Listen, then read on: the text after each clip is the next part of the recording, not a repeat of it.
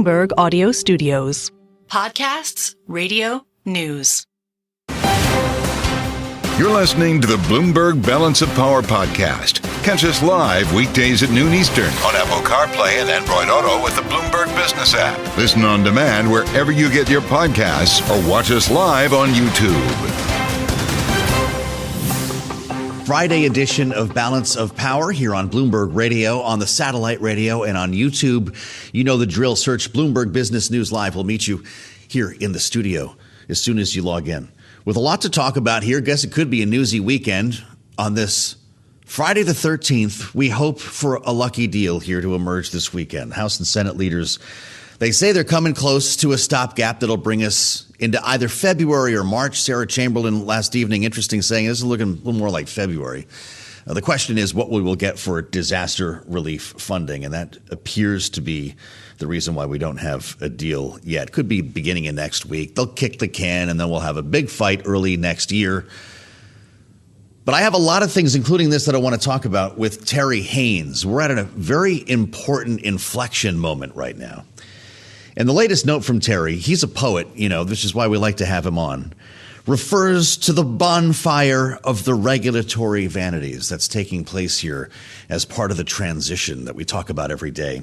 He is the founder of Pangaea Policy. Terry Haines, good Friday. It's good to see you. This is lucky, right? 13's lucky for you? I don't know. I'm personally agnostic on it in my life anyway. But, one size fits all, right? Hopefully. So yeah, hopefully good. Yeah, I feel like it's been a good day so far. There was no traffic. I got out of bed, realized it was Friday the 13th, and that the government was set to shut down a week from now. Are we going to sleepwalk into a shutdown, Terry, or are they going to get this done the next couple of days? Yeah, I think they get this done. As you pointed out at the top, they're pushing around on disaster funding, likely a couple of other things. But, the bottom line is it's in no one's political interest to have a shutdown over Christmas. And so they're very, very likely not to do it. So I think at least we won't have to talk about that much longer. Well, there's a neutering that's about to take place. As I read in your note to clients, the immediate bonfire of the regulatory vanities, you say, to make regulators neutering on January 20th, an immediate markets positive economic boost. This is largely why Wall Street has been so excited about Donald Trump, because we can debate, and they've got new numbers out here from Maya McGinnis's group showing that the tax cuts might actually mean very little economic growth in the end. But the idea of cutting all this red tape and eliminating some agencies, Terry, is what has the market in a lather here, right? Yeah, a lot of it, I wrote that recently, and the Wall Street Journal chimed in on it about a day later, very similarly, if not as poetically. But the markets get way over their skis on deregulation. I always, and I always caution them to have some realistic expectations. How about that? Sure. The whole Doge thing is largely a mirage. Nothing against the people pushing it. As I've said to you on earlier programs, I think I'm in favor of half of what Musk and Ramaswamy want to do, and I don't even know what it is yet. I mean but that's how that's how constipated Washington is. So I'm am I for it? Sure. Generally speaking, but they don't have any authority to do it. The people that are going to do it, I think, in financial services and a variety of other places are they're focused on efficiencies, but they're focused their root on not wanting to have too much overlapping regulation, and that's a good thing. Well, it's interesting when we talk about the idea of eliminating red tape and creating growth. Not lost on me, by the way, Terry, when Donald Trump was asked on the other network yesterday at the New York Stock Exchange whether people should start buying right now, he did not say yes. He said, I'm not going to say that. This market might tip lower because we have been witnessing quite a melt up here. But the Committee for a Responsible Federal Budget is out with a new number crunch here, and they find that extending the Trump tax cuts set to expire next year may not boost the economy as much as promised.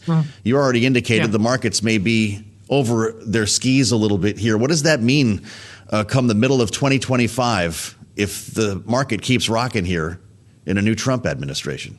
Well, my advice really is twofold. One is that economists and others tend to look at this stuff in a very siloed sort of way, whereas if you're Trump or the Trump people or senior members of Congress for that matter, they're not going to look at it in a siloed sort of way. They're going to look at it as where do tax cuts fit in with the other pro-growth aspects of what we have planned, whether it be deregulation, whether the president wants to put some tariffs in, regardless of how that goes. And then you've got a variety of other overlays that are going to make that decision not instantaneous on January the 20th. The first one is what we do about the debt ceiling, the debt limit. That'll be important because that'll get done, but there'll be a lot of brinksmanship. But it'll give you an idea of what the appetite of the Congress is and what the administration is for additional debt and deficit. So, that'll be important. Then Trump has to put a budget together. And then most importantly for the tax cuts, what ends up having to happen is a decision that I think really gets made in the Senate about how much deficit they want to incur. The last time, when I was doing this in a prior life, I was working with a pretty prominent economist, and we were going to do a note right after the 2016 election, what to expect on tax cuts. And what I said to the economist is, okay, how much more deficit can we incur if we get the corporate rate down to 20%? And he came back and said, well, that's $1.5 trillion. Now that sounds like a lot, but $1.5 trillion over 10 years is back then was thought to be doable. And, that's where it ended up. That was my prediction, and that's where it ended up. But there's a lot of different overlay this time, whether it be the appetite of the market for this stuff, what the tariffs are going to look like, what the needs of the Defense Department are like, because that's those budgets are going to get raised in response to geopolitics, all these things. Very different than 2017.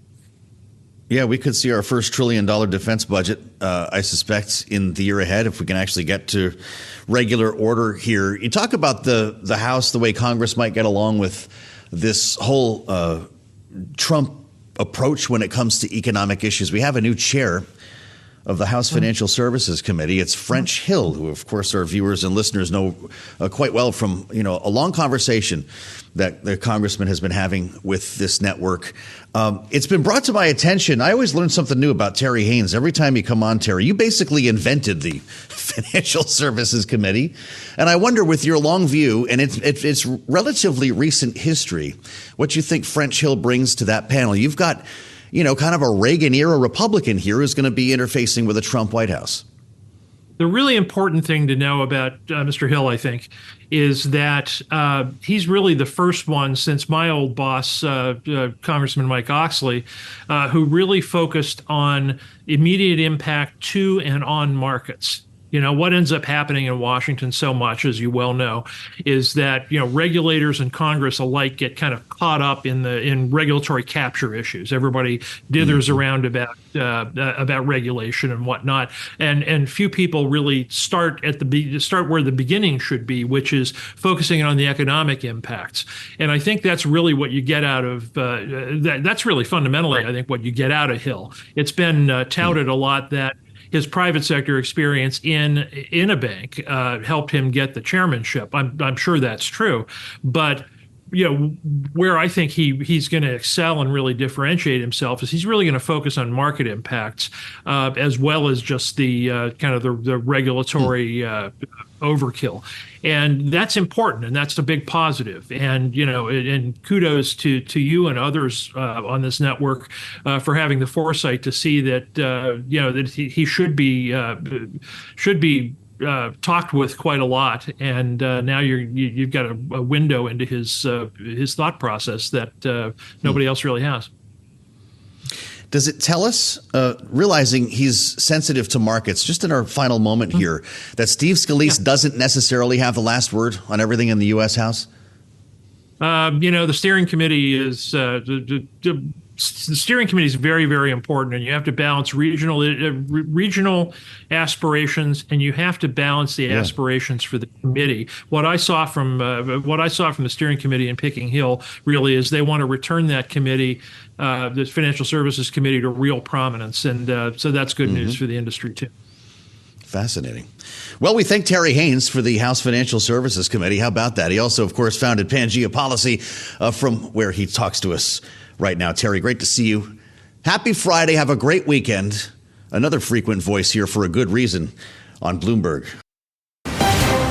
You're listening to the Bloomberg Balance of Power podcast. Catch us live weekdays at noon Eastern on Apple CarPlay and Android Auto with the Bloomberg Business app. You can also listen live on Amazon Alexa from our flagship New York station. Just say, Alexa, play Bloomberg 1130. You've made it to the threshold of the weekend, and some fascinating stories to talk about here as we anticipate the arrival of Donald Trump on January 20th. In Washington. We've got the Army-Navy game this weekend. We'll be talking about that a lot at the beginning of next week. Ron DeSantis is going, right? Are we still sure why? Speaker Mike Johnson's going to be there, too, as he takes a little bit of advice from the president-elect on the sequencing of border versus tax cuts and the agenda for the new Congress.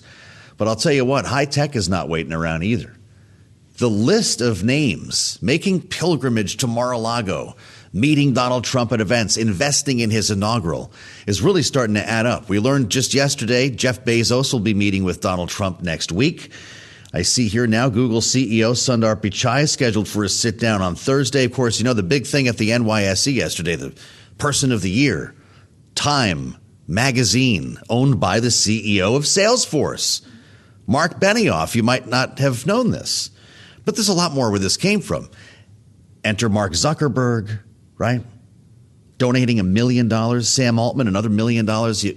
You kind of have to give, I guess, $1 million. This is going to be a heck of an inaugural.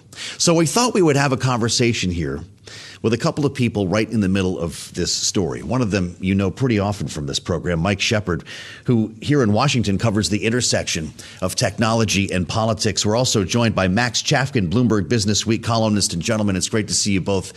Thanks for being here on this Friday. Mike, I'll start with you on the remarkable turn here. We talk about how many from the center and even from the left are kind of giving Donald Trump a chance, saying nice things, maybe propping up some of his cabinet picks, helping them get to hearings. Big tech is doing its own version of this, huh? Well, it really is. And it is a turnabout from what we saw back in the first administration, when tech really kept Trump largely at arm's length. One of the few CEOs who really had that kind of productive working relationship with Trump, when we think back, was Tim Cook. And he had a whole different set of stakes at hand. And remember, this is when Donald Trump was heating up a trade war with China. There was the risk of U.S. tariffs on Chinese goods and then retaliation by China against American products. And perhaps these days around the world, Apple is one of the most American branded products. So at the time, Tim Cook really wanted to make sure that there was some sort of protection for his company. He managed to secure it. This time around, the CEOs of these other companies, including Amazon.com and the founder, it's not just Jeff Bezos, the founder of Amazon, but also Andy Jassy has also been making his own outreach as Amazon CEO to the incoming Trump team. And likewise, we saw Mark Zuckerberg having dinner last month with Trump at Mar-a-Lago. It is not only a rite of passage, but a necessary one. These companies are all facing some degree of antitrust scrutiny. There is regulatory overhang that they're worried about, and they're hoping that Trump, who's coming to office with this promise of relief for corporate America, that he might bring it for them, too. Yeah. Max Chafkin in New York. These are all big personalities with big pocketbooks we're talking about. Are they being motivated by fear or opportunity or both? I think it's both. And, you look back, remember back to 2016, 2017, you did see efforts by folks like Bezos and even Zuckerberg to court Trump back then. They just were not as loud about it. And we didn't see these big monetary donations. And it just wasn't as prominent or out in the open, or maybe even, brazen if you're taking the point of view of a critic. That said, as Mike says, you have the potential of FTC investigations for both Amazon and Facebook. And in the case of Sam Altman, you have this looming threat of AI regulation. And not only that, but Elon Musk is who's a competitor to Sam Altman in AI, is a key advisor to the president-elect. What do you make of the money here? Mike, you covered politics before you entered the technology space for some time. Altman $1 million, Zuckerberg $1 million, Bezos $1 million.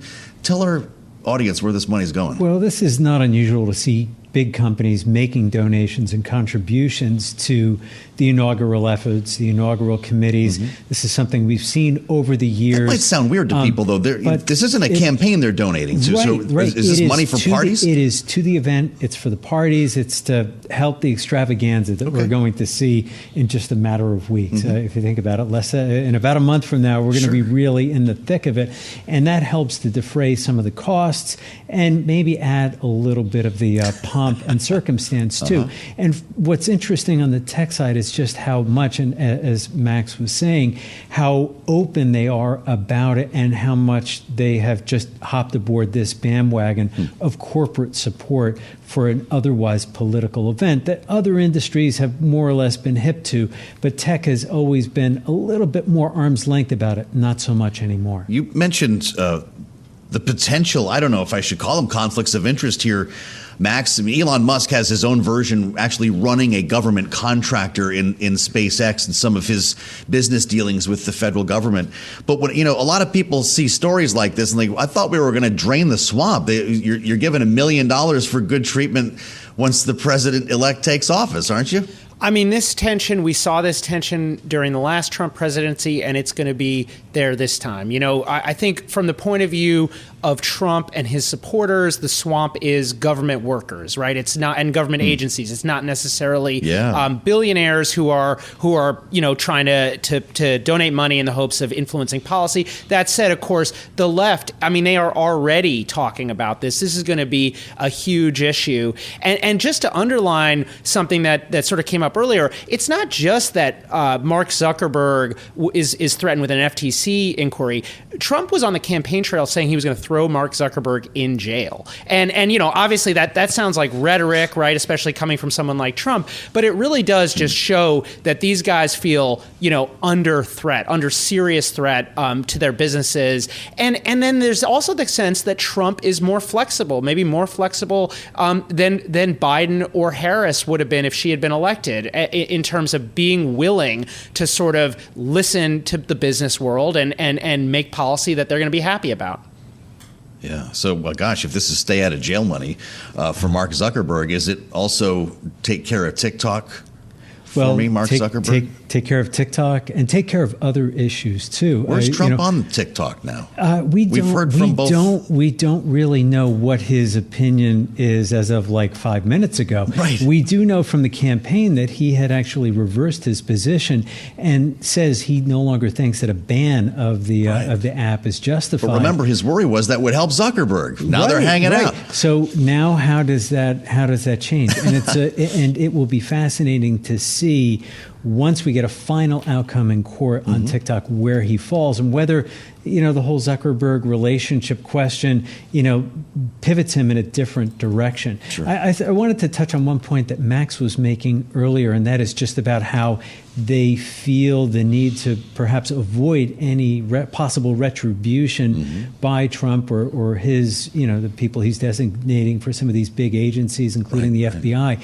What's interesting also is how accessible, or much more accessible, Trump can be and can make himself to people in power in the business world. And so if you're a billionaire and you drop your car to the front door of Mar-a-Lago, it is not very long before they let you in. And he is really eager to make those relationships work and flourish for his favor. But he also wants to hear what other business people are doing. And as you said on TikTok, perhaps try to help them out if they can. What do you make of the evolution on TikTok, Max? What will the Trump administration mean for this platform? Well, Trump sort of switched his position on TikTok roughly around the same time that he got a big donation from Jeff Yass, who runs Susquehanna Capital, which has an investment in TikTok. That, it felt like he was at that time really trying to adopt kind of business-friendly positions. Of course, since then, there are all these other donors, maybe donors who don't care as much about whether TikTok is banned or not, or whether it gets sold to another company. I do think that Zuckerberg, part of his motivation here, part of it is the SEC, is the FTC. Part of it is the point that Mike is making about just sort of general accessibility. And part of it, is TikTok. That's the big competitor, Facebook. And if it is harmed in some way or hampered or banned or what have you, that is going to be good news for Zuckerberg. The other point I'll make is at the same time this is happening, Trump has appointed a head of antitrust at the DOJ, Gail Salter, who's expected to kind of continue these investigations, these cases that the DOJ has brought against Google and Apple. Now, those are both Facebook competitors. So right now, Zuckerberg is getting a lot of what he would have wanted from this presidency, and so it sort of makes sense that he's making a donation.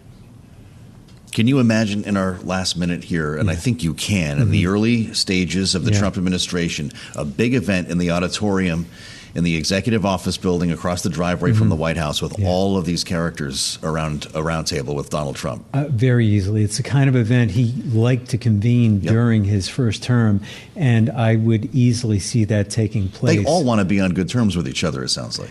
It does. Even though they do compete with each other, there is some interest in, they want to have a common understanding. Well, when it comes to politics. And especially when it comes to politics, you're right. Boy, that's going to be something. You can just imagine the optics now, Max. It's great to have you in New York. Don't be a stranger. It's good to have you with us here. Bloomberg Business Week columnist Max Chafkin from World Headquarters in New York. And of course, Shep with me here in Washington, Mike Shepard, covering the intersection of politics and technology. His actual title, by the way, I always say this, Senior Editor, Technology and Strategic Industries. That sounds more important. Mike, thank you. You're listening to the Bloomberg Balance of Power podcast. Catch us live weekdays at noon Eastern on Apple CarPlay and Android Auto with the Bloomberg Business app. Listen on demand wherever you get your podcasts or watch us live on YouTube. Just 1 week to go until the government runs out of money. The funding deadline, the 20th of December. And we're counting down here, still without a plan. I'm Joe Mathieu alongside Kailey, Leinz in Washington. Thanks for being with us on the Friday edition of Balance of Power. Friday the 13th, which means we've got a week until we run out of cash, right? So the question is, when we get a plan, there's talk it emerges this weekend. It might even come out of the Army-Navy gate if things happen properly. Legislating from the suite. Mike Johnson will be there, supposedly in the presidential suite. It's about kicking the can, right? And, Sarah Chamberlain was interesting from the Republican Main Street Partnership on Balance of Power last evening, saying this might be shorter than some are suggesting. We'll be lucky maybe to get into February before there's another funding battle. Yeah, well, we have to consider, first of all, that by the time we get to late February or early March, which is what we're talking about here, the fiscal year that these appropriations were supposed to address will be roughly halfway over. So even if we wrap this funding battle, pretty soon a next one is going to start. Keeping in mind, it's not just about deciding on a budget for this fiscal year and appropriating it to all of the different agencies and departments. It's also about raising the debt ceiling, trying to get one, maybe two reconciliation packages passed with border, energy, and tax legislation. This is going to be a really heavy to-do list right at the beginning of the 119th Congress, keeping in mind that the Speaker of the House, Mike Johnson, is going to be working with a majority of what? Could be one by the time that happens. And so you're hearing people suggest there's no shutdown in the works in the next week.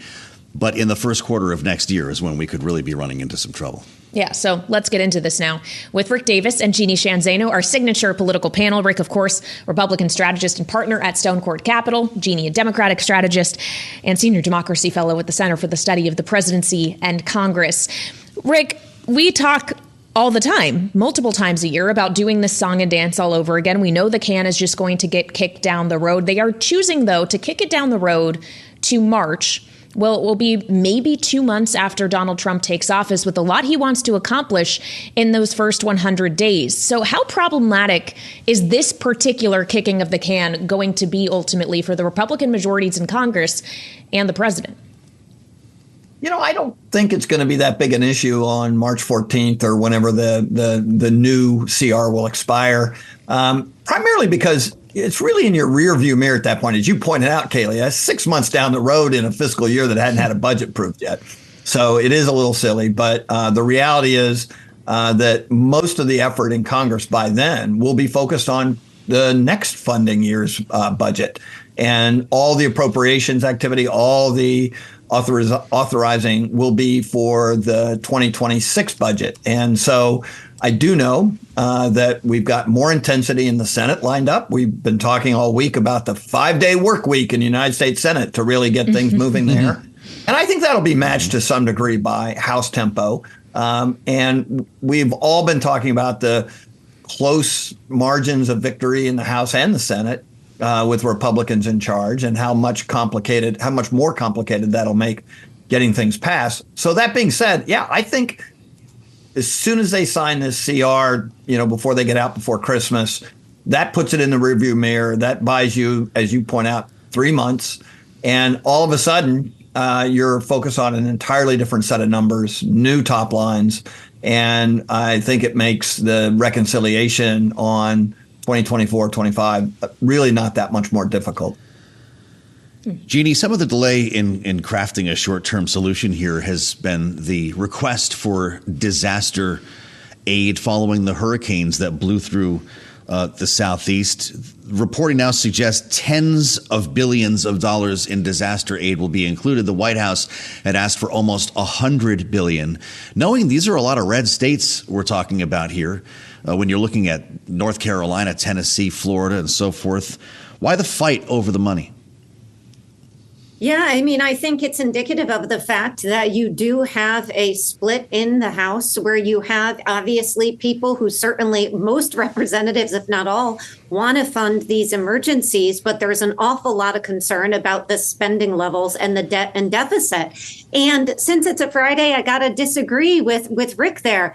This is a disaster for Republicans. There is no way that you move this to March or February if it goes to February, and then it's clean sailing from there. Let's not forget, there is zero room for the House to maneuver on this. And so they don't have the numbers. There's a possibility that within the first 100 days, when you have Donald Trump and Republicans rightly anxious to move forward, a really, really energetic and a full agenda, that you have more Democrats on that House floor than you have Republicans on a given day. And so the idea that this is going to be smoother sailing when we go forward is not the case. They will have to fight this out next year. And the problem for Donald Trump, and I suspect he may give Mike Johnson an earful on this weekend, who knows, is the fact that he has an agenda that he has promised to the American public, and he is intent on living out that agenda.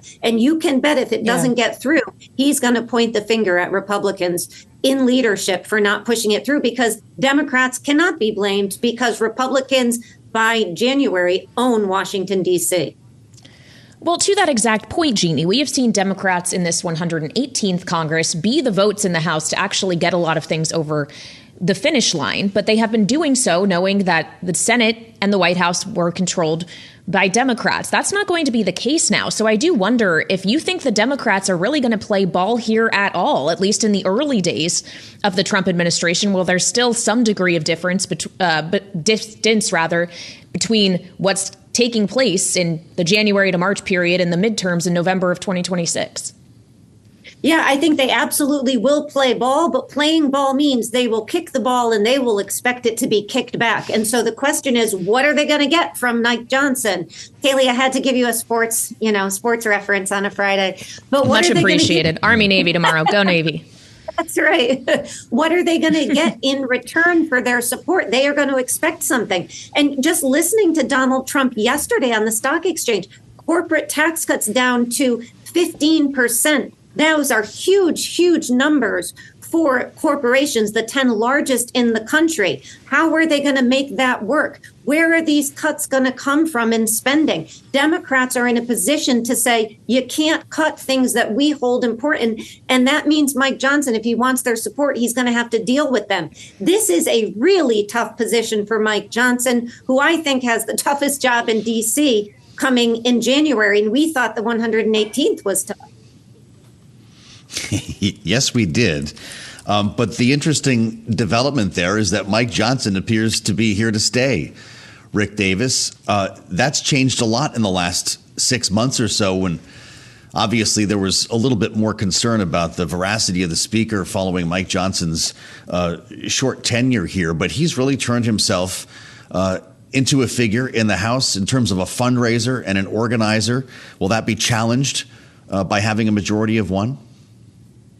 Not really, because the one is actually Donald Trump. That is the majority that he has to abide by. The reality is he was the most powerful man in Washington last year. Aside from the president of the United States, he was the leading Republican voice in the nation.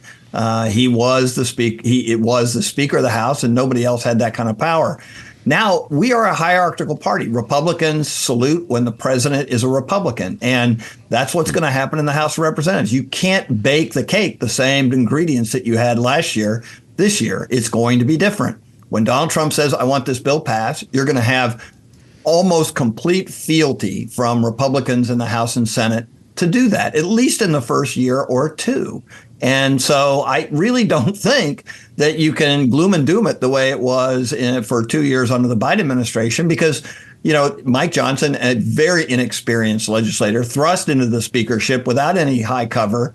He's going to have plenty of high cover now. He's going to salute whenever Donald Trump says, this is the bill I want passed, and so will his coalition. So that's the current speaker. I'd like to ask you as well, Jeanne, about a former speaker, Speaker Emerita Nancy Pelosi, we learned today, while on a congressional delegation trip to Europe, was hospitalized in Luxembourg after she sustained what was just described as an injury during an official engagement. We understand she's still working. We don't have further detail on what exactly the injury is or the severity of it. But keeping in mind here, the Congresswoman and Speaker Emerita is 84 years old. And this is just days after the 82-year-old outgoing Senate Minority Leader Mitch McConnell fell and also sustained injuries. What spotlight does this put on not only just the age of some of the most senior leaders in Washington, but whether or not they should still be in these positions at that age? Yeah, I mean, we wish Nancy Pelosi well. Like you said, we understand she's still working from the hospital where she's being checked out, and we hope she's okay. But I think we are seeing, just during this transition period for the administrations, we are seeing a transition in Congress. To your point, we have seen a number of more senior, both in age and in terms of their length of time in Congress on the Democratic side in particular, have stepped aside for their younger colleagues to take the reins of power. And I think that's critically important, because part of being a leader and part of being a party is that you make sure, and both parties have this, you make sure that your bench of incoming people and leaders are strong and they can take the reins. Otherwise, you are the risk. If you have the power and something, God forbid, happens to you, you are the risk to the entire party. And so we've seen the Democrats in particular the last few weeks do that. Interestingly, Pelosi seems to have been fighting against Alexandria Ocasio-Cortez for her ascension to the Oversight Committee. That said, we've seen a number of these transitions, and I think we're going to see more. Of course, it's Hakeem Jeffries leading the Democratic conference in the House now. And Rick, he's going to be looking across the valley to the midterms for the next 2 years. How does he best position himself to win? Best position, loyal opposition, raise enormous amounts of money. He'll be up against a fundraising juggernaut with the Republicans in the next 2 years. He's going to have to keep his eye on that, which means time away from the chamber. But yeah, I mean, he's probably going to have the typical historical cycle on his side. So, it should bode well for him, but he's got to be organized enough to do it. And right now, you really have to wonder whether the Democrats can rally around his leadership in the party to help facilitate that, because it's pretty segmented and bifurcated right now. Quickly, Rick, the Army-Navy game, of course, tomorrow. We understand there is quite a list of attendees. Who is the most writing on their visits with Donald Trump with the football game as the background here? Ron DeSantis, Mike Johnson, the speaker we've been talking about, or maybe Pete Hegseth if he decides to show? Yeah, there's a big debate going on in Congress about how to facilitate the first year of Donald Trump's legislative agenda. John Thune is saying a two-step process, split up things and pass them in parts. And House Ways and Means Chairman is saying, I want one big package, up or down vote. That could be the most important decision that comes out at halftime. All right. Well, we'll be monitoring Truth Social and I guess our television screens as well. Right? This is going to be like when Taylor Swift goes to a Chiefs game. They'll have a camera on the box the whole time. Yeah. All right. Rick Davis and Jeanne Zaino, our signature political panel. Thank you so much. I feel like I should go to Maryland tomorrow and watch the game. I'm a Navy fan, Well, of course, but $1,200 will get you in, I think, at this point, right? Yeah, it's definitely not cheap, but it should be exciting. It looks better on TV, especially when you're in the stadium we're talking about. Beautiful land over Maryland. We better get out of here. Natasha Hall is on the way in next on Balance of Power. This is Bloomberg. You're listening to the Bloomberg Balance of Power podcast. Catch us live weekdays at noon Eastern on Apple CarPlay and Android Auto with the Bloomberg Business app. You can also listen live on Amazon Alexa from our flagship New York station. Just say, Alexa, play Bloomberg 1130. We keep our eyes on what's happening in the Middle East, where our Secretary of State is traveling right now. Yeah, Antony Blinken is abroad, as is Jake Sullivan, the National Security Advisor. They're visiting this region. It was Blinken today who was in both Jordan and then Turkey, talking about not just the ongoing conflict between Israel and Hamas, but also, of course, Syria, as we are just, barely a week out from the ousting of Syrian dictator Bashar al-Assad. And that is something he was talking about with Erdogan and Turkey specifically, because Turkey will have a role to play, presumably, in what happens in Syria next. So we want to get into all of this and turn to Natasha Hall, who joins us from the Center for Strategic and International Studies, where she is a senior fellow at the Middle East program. Welcome back to Bloomberg TV and Radio. Natasha, if we could focus on Syria first. As I said, it's been really only a matter of days since Assad fled to Russia. There's obviously efforts around a transitional government in place. How do you assess how it's gone so far since the rebels successfully got Assad out? Well, thank you for having me in this historic occasion, I would say. It's really been momentous to see a regime that has held on to power for so long, over half a century, and then throughout a 13-year brutal civil war, to really fall within the course of less than 2 weeks. So we're not so far out from it, from the fall of Assad and his refuge in Moscow. But certainly there's a lot of insecurity in the region right now. A lot of people are nervous about what this might portend for the future. But Syrians are jubilant. They feel like today is just a day for the future that they never thought would be possible, frankly, and that it could potentially turn a positive leaf for a country that has been through so much devastation. That said, the group that led the charge is Hayat Tahrir al-Sham, which is a designated terrorist organization. So many Syrians are also wary as well, but aware of all of the hard work that needs to happen to get to a better place that they had, dreamed of for so long. So, Natasha, how long will it take, and what will be the signs that you're looking for to see a government that the United States can, in fact, have a relationship with? That's a great question, and I think the next few weeks and months are really critical for many reasons. Within the country itself, we want to see more positive signs from HTS. They have given reassurances to religious minorities, for example. They've kept government employees in their posts for the most part. So it's been relatively bloodless, which is great to see for a country that has suffered so much. But what we really need to see in a country like Syria that has been just economically devastated, 90% of the population is under the poverty line, is we really need to see a rise in basic services, a rise in basic salaries. Your average government employee gets paid $25 a month. And we know with desperation breeds discontent, and discontent can lead to, potential, greater insecurity, infighting, and terrorism. So I think that the United States has a really positive role to play with the designation it has on HTS and its sanctions to be able to steer Syria towards a better future and hopefully a more hopeful one. It also raises the question, Natasha, of the role that other U.S. adversaries could play in this. Russia and Iran, as we've talked about, were also dealt blows by the downfall of Assad. And I do wonder, the circumstances that you are describing do seem, if in the worser case scenarios, ones if there are unrest, that Iran might be able to take advantage of, even if it does find itself more weak in this moment. So how does the U.S., the new Syrian government, whatever it is, and others in the region, including Turkey, need to behave here to make sure that Iran stays down, if you will? Right. I mean, this was truly a humiliating defeat for both Iran and Russia, who have been stalwart allies of the Assad regime. This rebel offensive was essentially possible because of a regional breakdown in power, where you saw Iran and its proxies really decimated, and Iran's forward defense strategy in tatters. It'd be difficult to see how they mount any kind of positive campaign in Syria at this time.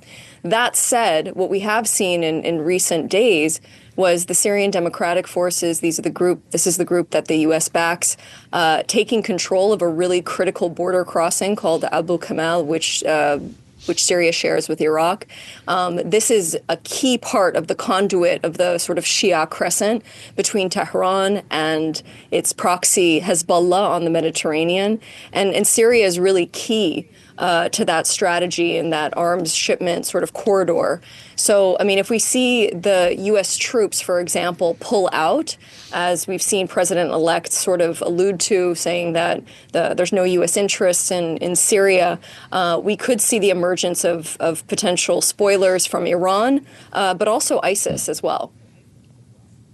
Well, so where should, if you were looking forward here to make the most strategic decisions, Natasha, where should U.S. forces be positioned, Iraq or Syria? Yeah, that's a great question. I mean, I think in an advisory role, remaining in Iraq would be pretty critical to U.S. security. But really, the 900 troops that are in Syria are a lot of bang for one's buck, let's say. It's a very limited presence, but it's kind of a wedge to prevent insecurity from rising from ISIS cells to really reemerge in a serious way. And again, to prevent Iran from sending arms shipments and militias back through that corridor. So I would think that, first and foremost, leaving U.S. troops in place. But on top of that, to really have a kind of stabilizing presence for the country, we've already seen a U.S. brokered ceasefire in the north between sort of Turkey and Turkish-backed groups and the Kurds. We need to see more of that in the months ahead to prevent greater insecurity during this really fragile moment. And then, as I mentioned, with sanctions and the terrorism designation on HTS, there really needs to be a checklist in terms of behavior, transition to civilian governance, dissolving of militia groups for a broader, more unified Syrian military. And the U.S. really does have cards to play along with its allies in doing that. So I think that there's really, really concrete steps that I do hope the U.S. plays here. Natasha, in our final 2 minutes with you, I also want to note that the National Security Advisor, Jake Sullivan, made a trip to Israel, where yesterday he suggested that he thinks there could be a deal between Israel and Hamas and a release of the hostages this month. And I wonder the extent to which you think there's credibility in that statement, or if this is misplaced optimism. Right. I mean, we've, of course, been talking about this since this February, that there will be a ceasefire imminent in any moment. I do not know if Prime Minister Netanyahu would want to, at the end of the day, give President Biden the win here. He might be essentially waiting for President-elect Trump, which he hasn't been very secretive about, is his preferred candidate, and wait to give President-elect Trump the win. I could see that easily happening. If President-elect Trump can take this as a win, then maybe we will see it in the next month. But I have my doubts. Natasha, it's great to have you back. You're always welcome here. Natasha Hall, Center for Strategic and International Studies, Middle East Program, Senior Fellow, a voice of experience helping us navigate these stories. It's good to see you, Natasha. Come back and see us soon. I'm Joe Mathieu alongside Kailey, Leinz in Washington. As we wind things down on the early edition, we'll be back at 5 p.m. Eastern Time with the late edition of Balance of Power, working our way into what could be a pretty important weekend here. All eyes on this football game to figure out, I guess, the congressional agenda, Donald Trump's approach to any number of issues, the transition, who might be the next defense secretary. That's a heck of a ball game. Yeah, it could be apprentice-y in that two potential defense secretaries, the one who actually has been nominated for it and the other who reportedly could be a backup if Hegseth can't get through. Both Hegseth and DeSantis, they're in the presence of the president-elect. I feel like this could get a little dramatic. Yeah, it's going to be fun to watch. Thanks for listening to the Balance of Power podcast. Make sure to subscribe if you haven't already at Apple, Spotify, or wherever you get your podcasts. And you can find us live every weekday from Washington, D.C. at noontime Eastern at Bloomberg.com.